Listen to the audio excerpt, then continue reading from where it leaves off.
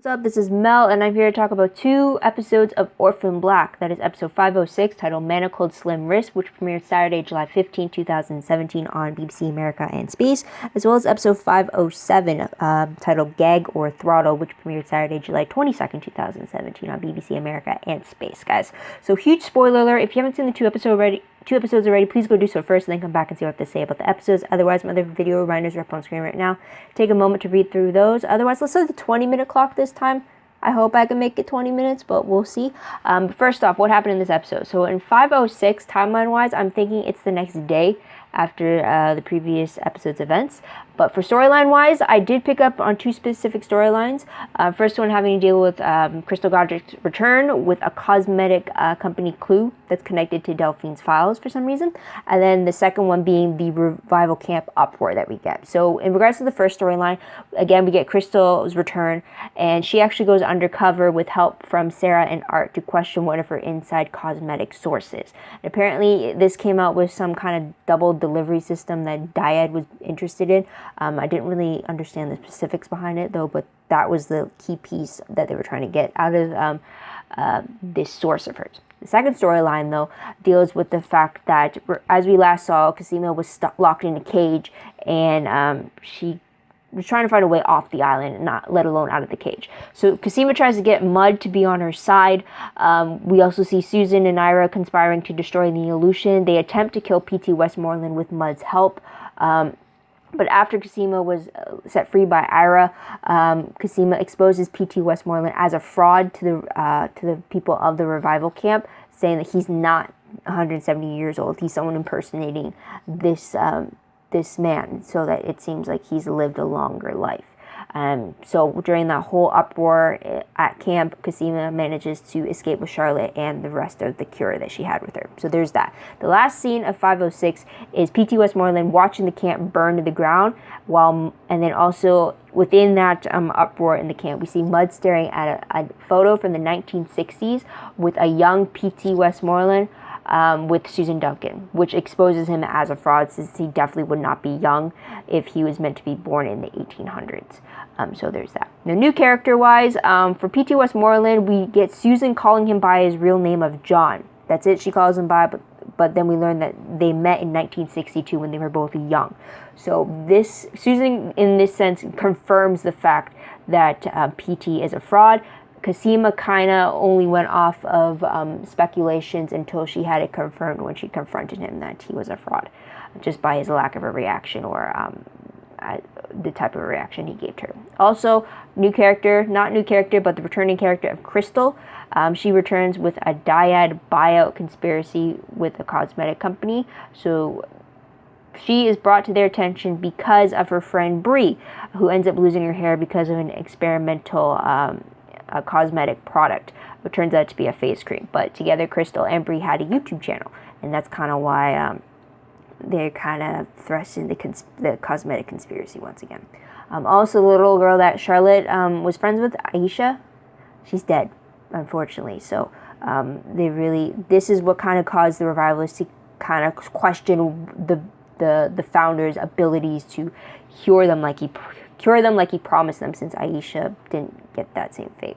Also with Mud, though, we did find out that she was a junkie that had overdosed, and because of that overdose, it turned into a comatose vegetable, in a sense, and she was saved by the fake P.T. Westmoreland. So that's kind of why she owes a debt to him, and why she's kind of stuck at the camp, because she can't, because of all the burden she put on her family, she doesn't really want to go back to them, in a sense. So there's that.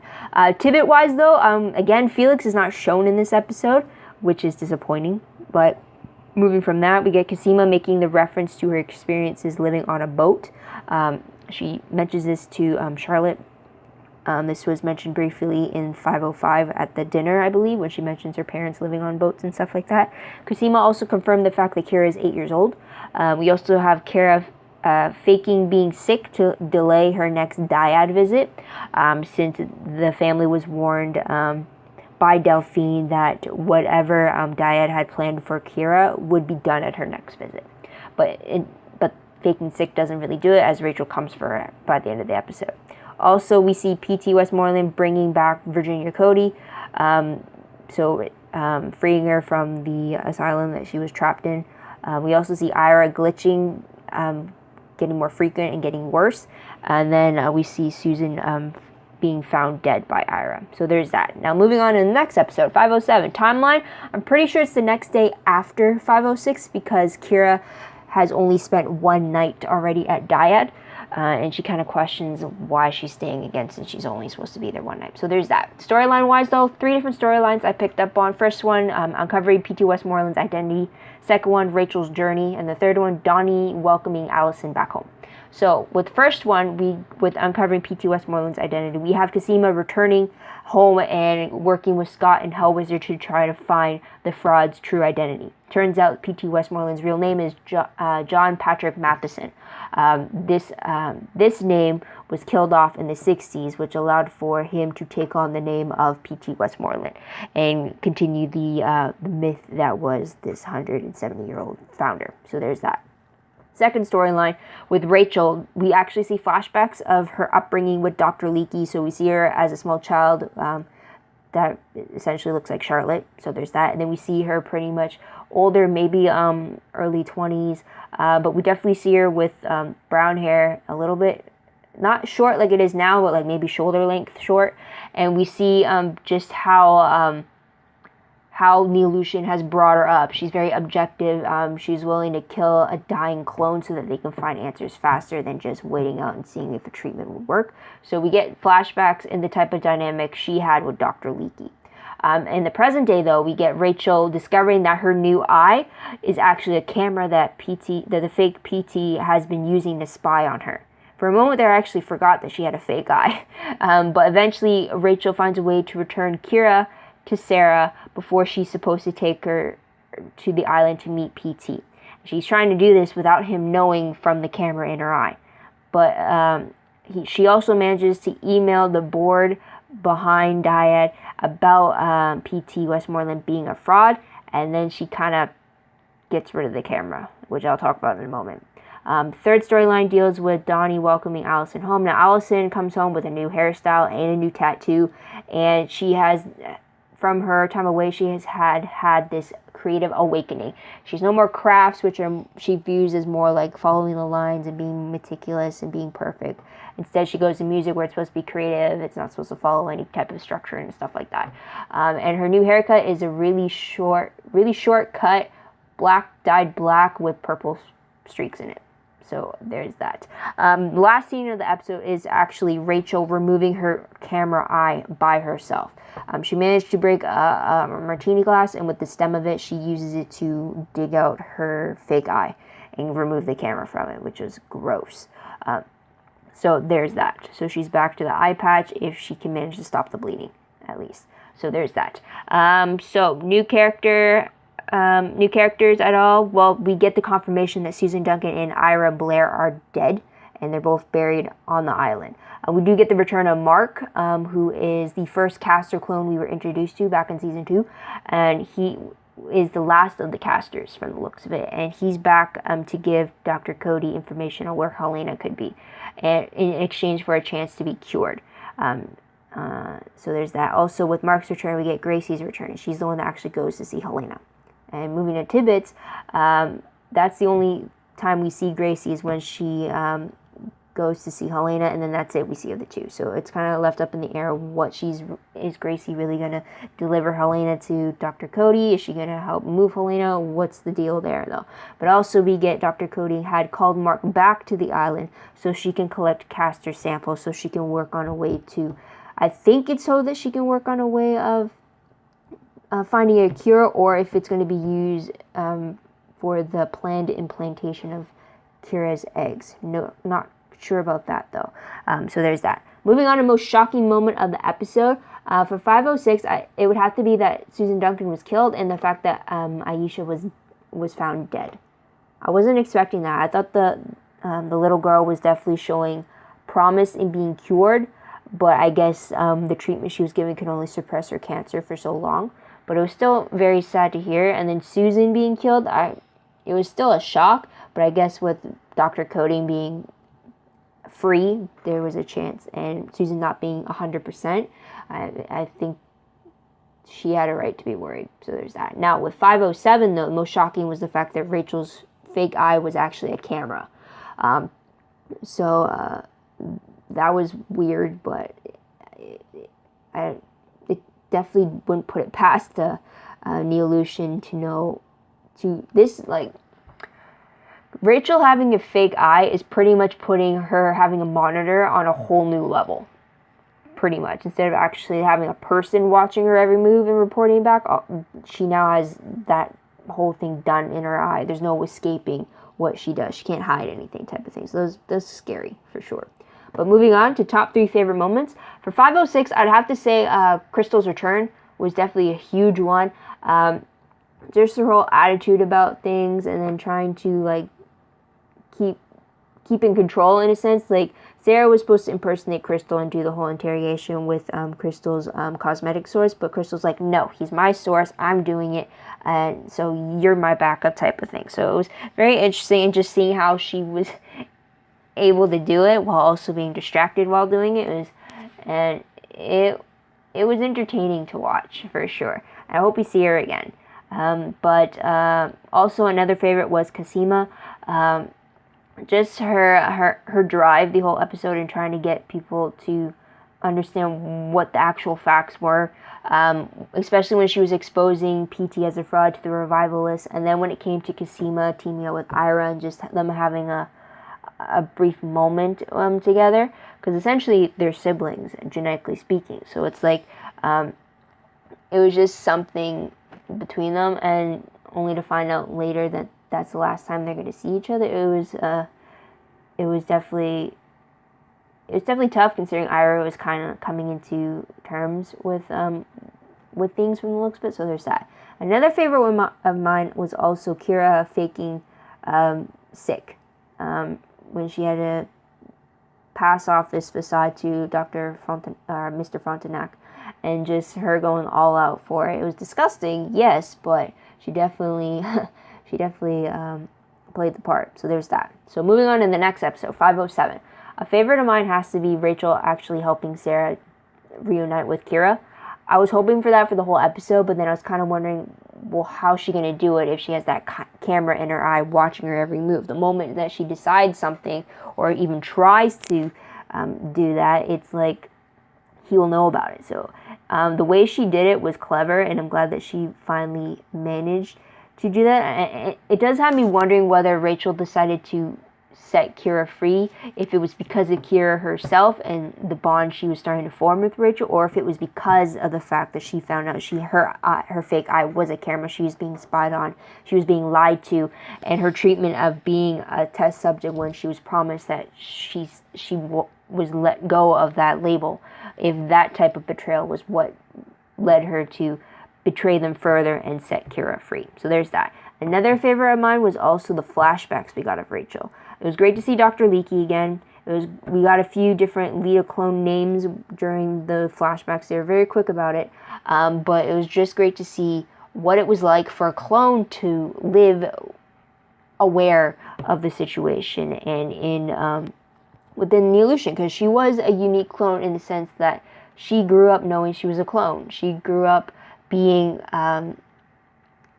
groomed by Neolution, and it was interesting because we got Beth flashbacks with her coming to the realization that she's a clone and stuff like that. So there's those realizations. Then Sarah and Helena, they grew up very differently, so we got those ones. And then with Allison as well, when she's coming to terms with being a clone, and now we got with Rachel. So it was really great to see these flashbacks. Another favorite of mine was actually Cosima's return home. Her being reunited with Scott, and just her getting on the video chat with Sarah after not being able to talk to her since the premiere episode. So it's just great to see her home and safe, and actually helping them work out what the hell is going on with diet and all that. So there's that. Moving on though to top 3 peak moments. I'm gonna say that in 506, the fact that we didn't get Felix was again another disappointment. It's like he's never missed an episode before, except for the past few episodes now. So there's that, and also it was annoying to see Ira's glitching increase. I was kind of hoping that some sort of cure or some sort of suppressing agent would be able to hold off his glitching, but I guess that wasn't the case since he was confirmed in 507 to be dead. So there's that. But speaking of 507, again, didn't like the fact that we didn't get Felix at all. I was kind of hoping we would. So there's that. Another peeve of mine was the fact that Dr. Cody was so flippant to Rachel about her being the one to kill Susan, who's essentially Rachel's mother. So it was like, I was just like very annoyed with that. It's like, really? You're going to make comments like that while you're examining the daughter of the woman you just killed? So it's like really? It's very, very annoying for that part. But moving on to what moment will I remember most when I look back on these two episodes. 506 would be the downfall of the revival camp. That's a huge one. And 507 would be Rachel defying the illusion. That's going to be a huge one for sure. But moving on to random questions, I do have a lot for both episodes. But for 506, the first question I really have is the double delivery system. What exactly was that talking about? I didn't really understand the logistics behind it. I definitely have to go watch that part again. But if anyone has an understanding of what it is they got out of that interrogation with Len, please let me know in the comments down below. Second question, is Crystal staying in the fold with Sarah and the rest of the clone club? Will she actually meet the other clones like Cosima or Allison or Helena even? I'm wondering, or is this going to be like a one-stop visit, like a few of her other ones? So there's that. Also, I had another question pertaining to Ira, but we found that in 507 that he actually died, so there's that. But last question for 506 is this the last we will see of the revival camp? What about Mud? Is this the last we'll see of her? So there's that. Now, for 507, it was the question being, are we not going to see Felix and Adele meet up with Delphine in Geneva? I was kind of hoping for that. I was waiting for that meetup just to see how these three people would interact with each other.